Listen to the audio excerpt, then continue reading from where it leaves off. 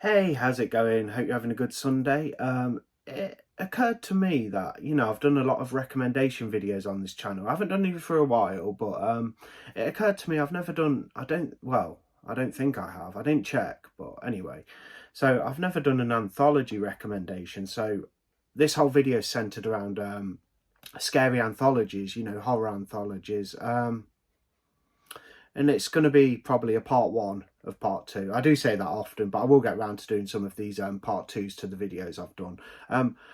There is a couple I've not picked out that are really good. So, if your favourite anthology isn't in these recommendations, don't worry. This is just some recommendations. You got some like heavy hitting anthologies that everyone will have heard of in this. And yeah, a few other like more perhaps less spoken about ones. So, you can't beat a good horror anthology. You sit there 90 minutes, 2 hours. It's got all different stories throughout. You get 20-minute to half an hour segments. And yeah, just loads of fantastic stories being told. It's a good medium if you don't want to sort of just sit through one story. You've got your anthologies, it's broken up. You've got a wraparound story that connects them majority of the time. I mean, that, there can be exceptions to that. But anyway, let's crack on with these anthology recommendations. So I'm just going to grab a couple more out of the collection and I'll do a quick cut and then hey, so we've got about 11 to get through. It's all on physical, so they're all Blu-rays and 4Ks. There will be a couple, like I said, that I've not put in this, but anyway, here's some horror anthology recommendations, and they make a good Sunday afternoon film as well, some of them, especially the classic style ones. A prime example being this one, Asylum. It's a second sight release. I've only watched it the once. I did enjoy it. You've got Peter Cushing in there. It's good cast. Yeah, let's have a quick see if I can find who's in it. Yeah, I know Peter Cushing's in it. There's probably others. Trying to find out. Well, it has a wraparound story basically set in this asylum, and you've got all the different, all the other little tales as well. Dr. Martin arrives for a job interview at a secluded asylum for the incurable insane. He must prove himself by listening to the macabre tales of 4 inmates. Yeah, so you get the doctor goes around and speaks to 4 different inmates. They tell him a story, and there you go. You got your anthology asylum classic stuff. I really like it. I think it's from the 70s or late 60s. Trying to find out. 72. It's Amicus as well. They do some good stuff. I do like some Amicus films. I, Monster was another good Amicus movie with Christopher Lee in. I did like that one. Kind of like a take on Dr. Jekyll and Hyde. Another one from Second Sight, The House That Dripped Blood. I prefer this to Asylum. I think this one's pretty fantastic. 1971, so a year younger than Asylum. You've got Christopher Lee in there, Peter Cushing. Just a great cast. Ingrid Pitt in the vampire segment, she's really good in that, and Christopher Lee plays a good part in his segment as well. The Peter Cushing one's particularly good, I thought. Yeah, and it's, it's just really fun and just old school, and yeah, just got the Amicus vibes and everything. And yeah, definitely recommend The House That Dripped Blood. If you're looking for something like not a little bit more tamer than some horror, if you're looking for something with some good segments, it's only a 12, so, you're not overly like being you're not got to watch a load of gore or anything. If you just fancy some good creepy tales, couldn't go wrong with this on a Sunday afternoon, to be fair, along with Asylum. So on to the next one. This one, Tales from the Dark Side, the movie. This is great. The series is also really good. I have the series box set on DVD. I'm just working through that. I'm on like the middle of season 2. You've got Debbie Harry in this, in the wraparound story. She's basically fattening a kid up to eat and cook. That's the wraparound. There's some other good stuff in here. I'm trying to remember the actor's bloody name now. Yeah, Steve Buscemi is in one of the segments involving a mummy. So he's a university student, and basically there's this mummy that they have in the apartment, and you can sort of guess what's going to go down. Brilliant segment, which is the final segment with the gargoyles. That is fantastic, about these basically gargoyles coming to life. They're on the cover. Beautiful cover. That I know this has a 4K as well, and I could be really tempted to get in it. Well, I won't mind the 4K, but yeah, cool with the Blu-ray for now. But great, Tales from Dark Side, the movie, and the TV show is fantastic as well, and this film just complements it nicely. And this is also like, yeah, some of the screenplays written by like George A. Romero, who did Creepshow. So this was apparently maybe going to be Creepshow 3.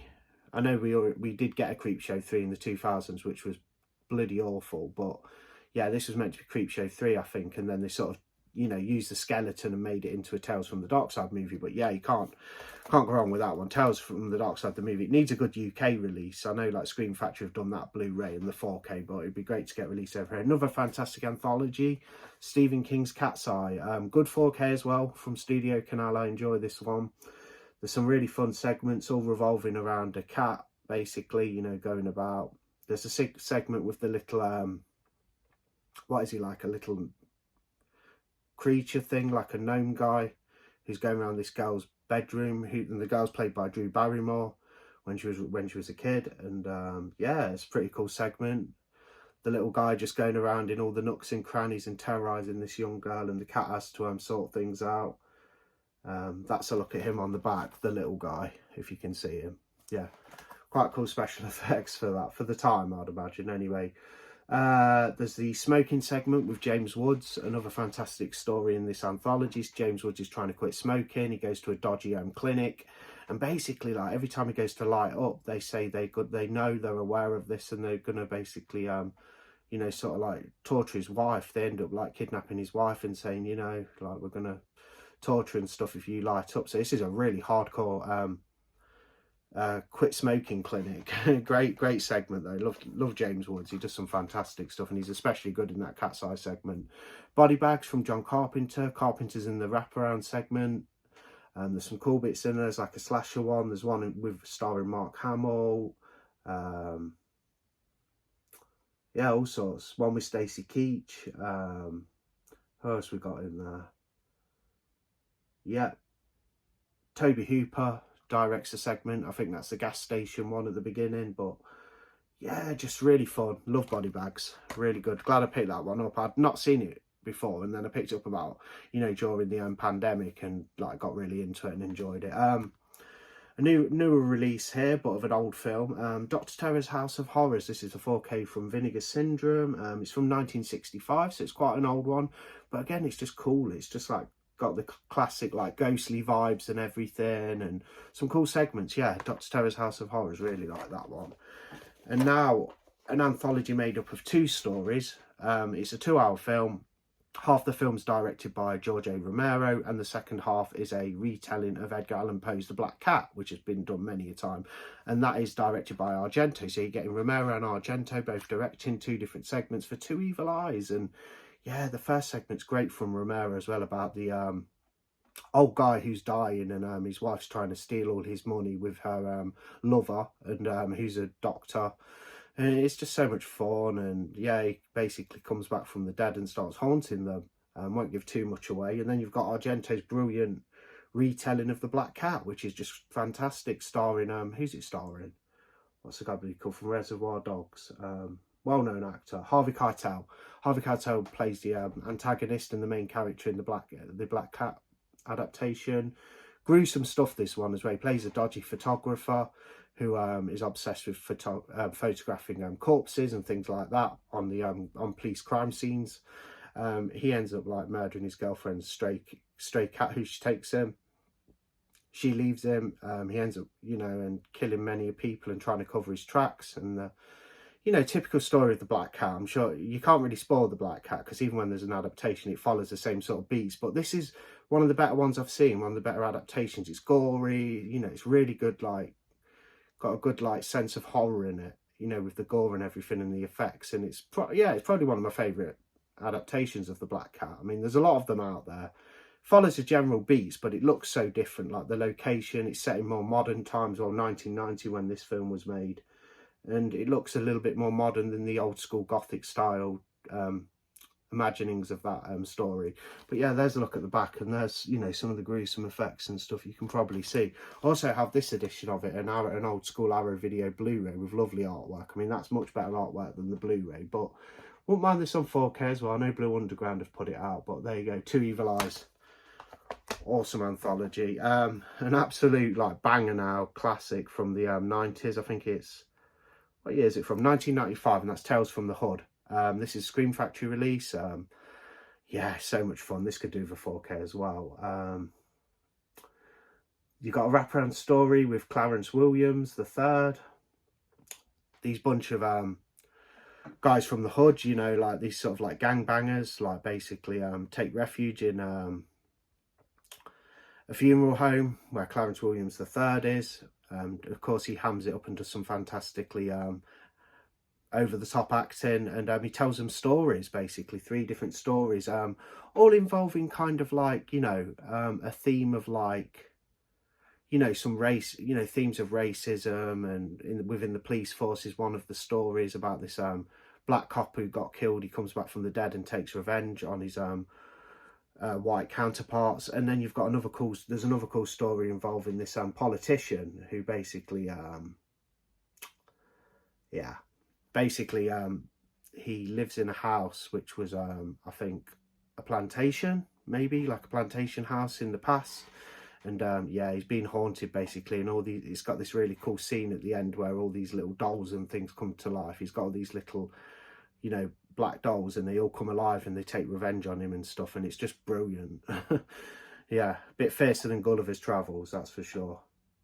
Which also is a film with little people getting a normal sized person, and that's why I made that sort of joke, but it didn't really work. But yeah, you know what I mean, like Gulliver's Travels, the guy gets all tied down by the little people, and in this he's getting basically preyed upon by all these little figures and stuff that come alive. And there is another segment, but it's missing me slightly. But yeah, Tales from the Hood, it's a good one, always a good one to throw on at Halloween. There's a look at the back. Clarence Williams the third is fantastic in the wraparound. He's so good. Really hams it up, like I said. Yeah, a few more to go anyway. Quite enjoying this, actually, going through a few anthologies. Because I've got it on Blu-ray, I mean, there is better entries into the franchise, but I just picked out VHS 99. Not the best VHS film. I thought the 85 was it one was probably a little bit better, but this was all right, to be fair. Like, there's some good stuff in it, and I think VHS, VHS Viral, the third film, was pretty awful. I have the original third 3 on Blu-ray as well, and then Shudder have taken over now, so as you can see at the top there, it's a Shudder original. There's actually a new one coming out in a few weeks, which will be fantastic. This is 99, pretty good. I like the VHS series. I find them, they're a bit polarising. I know some people hate them and that, but I always find there's a couple of segments I enjoy. Now, some of them are hit or miss, like, you know, some of them are misses, but this has got a good, like, wraparound story with some weird imagery and stuff involving, like, toy soldiers, I think, and stuff like that. But yeah, pretty damn good. I like the VHS series, and 99, you know, for me is pretty, you know, I enjoy it. It's not exceptional or anything, or one of the best anthologies, but, you know, it's found footage, which I love, and then it's anthologies, which I also love. So getting a found footage anthology series is fantastic, and I hope Shudder keep going on with this series. You know, it's one of them ones where you can have a different story, different wraparound each film, and different segments and stuff, and you can just keep going really with ideas.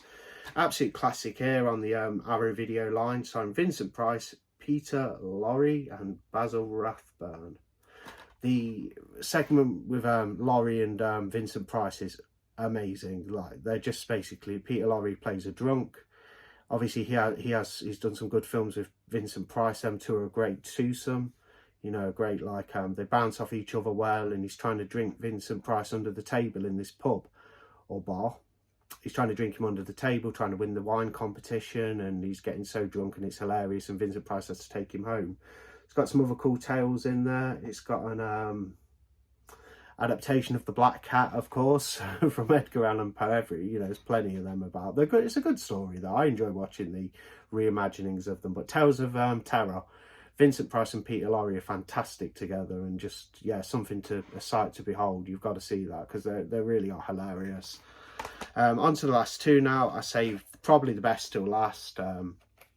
Probably have a guess, but Creepshow, written by Stephen King, directed by George A. Romero. It's 2 hours long. There's a load of good segments. You've got Leslie Nielsen even stars in it. King himself is in one of the segments, and it's just brilliant. Creepshow, probably the best anthology ever made. You got the one with Fluffy, the monster, practical effects by Tom Savini, and I just love Creepshow. It's one of the one of the best horror films ever made, to be fair, and it's definitely probably the best anthology. So there's Creepshow. I don't need to talk too much about Creepshow, because I think I spoke about it a bit before, but it is utterly fantastic. And then, of course, I've got this lovely edition from Arrow, Creepshow 2, and the fun just continues. Now, It's not directed by Romero, but it's got some fantastic segments like the Hitchhiker and the Old Chief Woodenhead. The raft is particularly memorable, where these group of teens are stuck on a raft and there's this sort of like creature, oil creature thing like that's lurking on top of the water. They just think it's an oil spill at first, but it turns out to be this living, breathing like monster that's basically like really, you know, it's really flat, and basically like if you touch it, it'll just make your skin deteriorate and stuff, you know, it'll just cling to you and just pull your skin apart and everything. And these teens are trying to survive. But Creepshow 2, loads of fun. It's a lot shorter than the first film. The first film's got more segments and it's 2 hours. This is like an hour and a half. It's actually 90 minutes and there's only 3 segments, so half an hour for each segment. It's got a cool wraparound story with the little kid who's been bullied, who buys a plant that turns into a gigantic one. And you've even got Tom Savini playing the creep in it as well, which is cool. I'm sure it's Tom Savini who plays the creep. Yeah. Brilliant. Creepshow 2. If you like Creepshow and you're not got onto Creepshow 2, give it a go. Because like I say, it's a bit shorter, less stories, but it's pretty damn good. I love it. Really enjoy that. Great edition from Arrow. You get that inside like that, which is readily available. You can just buy this as a Blu-ray, you know, on its own. And you got like they did like a comic book instead of like a, this was a few years ago now, but about 4 years ago. But instead of getting like a book of essays on the feature, you get like this cool comic book free with it, and it's just fantastic. There's a look on the back, little look inside. That's how it is inside. Just a cool little comic book that you get in the set. Awesome set. Creepshow needs a great 4K release over here as well. I know Scream Factory have just done an awesomely stellar release last year, but we could do with one. I could see Second Sight doing that actually. Anyway, there's my anthology recommendations. I think I did about 11, but yeah, great stuff on a Sunday afternoon, watching a few scary tales, you know, in one bag, you know, in one sitting. It's awesome. Love anthologies. Thanks for watching anyway. I'll see you in the next one. Bye.